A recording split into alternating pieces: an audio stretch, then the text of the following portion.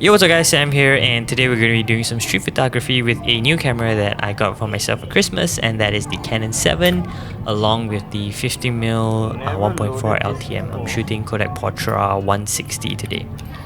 Something that's really exciting about film cameras is that for the most part, when you're shooting film, the film stocks make the most difference. So if you choose similar cameras with similar lenses and put the same film stock in, you will get pretty much the same results. So the different cameras that exist in the market right now really give you a different feeling, and especially when you shoot with a rangefinder versus an SLR. Personally, I prefer rangefinders for street photography. The experience that you shoot with rangefinders are totally different from an SLR, and I feel I might get much better images because of how present I can be in the moment with my two eyes. I have shot with rangefinders before, but I haven't shot with the Canon 7, and so in this video I want to talk about my experiences shooting with this on the street.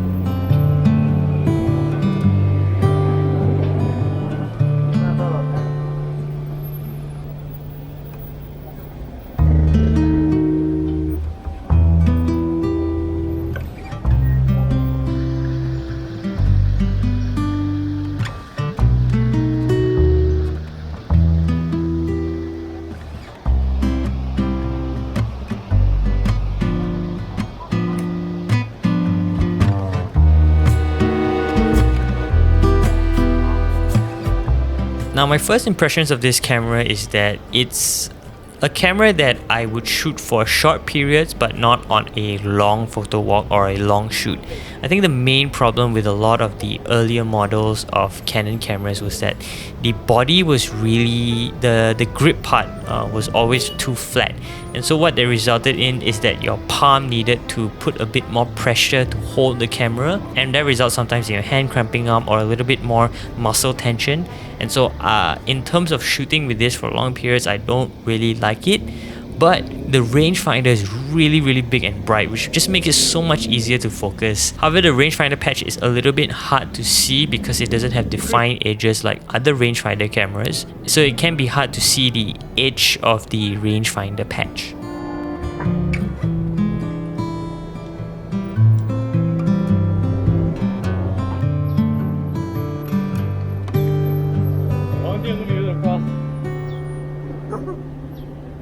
Why is it green?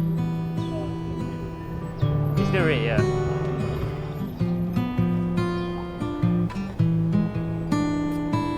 The lens that I was shooting with is very well known as the Japan Samilux. However, I was a little bit skeptical coming into this because I was reading a lot of reviews saying that this lens is extremely sharp, even wide open.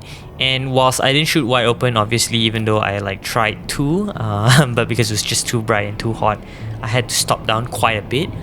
But just looking at the images that came out, I mean, this is a sharp lens, considering that this lens was built in the 1950s, if I'm not mistaken. I was pleasantly surprised with the sharpness and overall quality of the images. I couldn't find really any color fringing, although I didn't really shoot directly into bright light, but I didn't really see any color fringing in the shots. Yeah. And I will say that 50mm isn't my favorite focal length. It does result in much cleaner looking images, but it's a little bit too disconnected for me. I just need to practice a little bit more and get used to shooting 50, but I would prefer something like a 35 or a 28.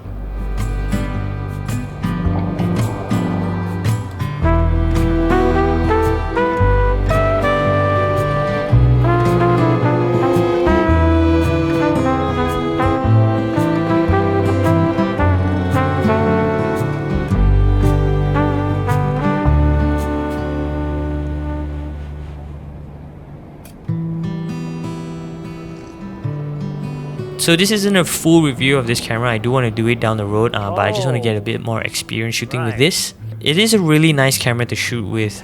Just need a little bit more time.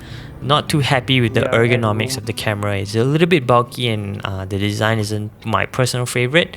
But I am really more excited about the lens, and I have just finished shooting another video testing out the sharpness of this lens in a portrait setting. Although not very clinical testing, but I am excited to get the video edited and done once I send the film for developing.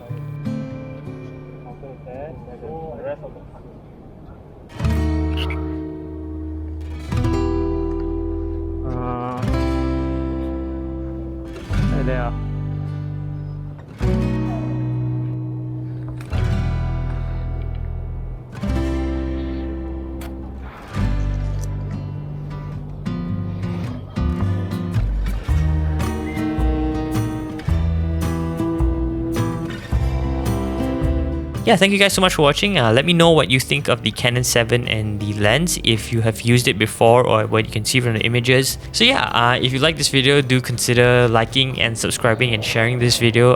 All support really means a lot to me. It's really encouraging to see all the nice comments that everybody has been giving, and knowing that I'm helping and encouraging people to pursue photography and film photography in general. So yeah, thanks so much once again, and I guess I'll see you in the next video.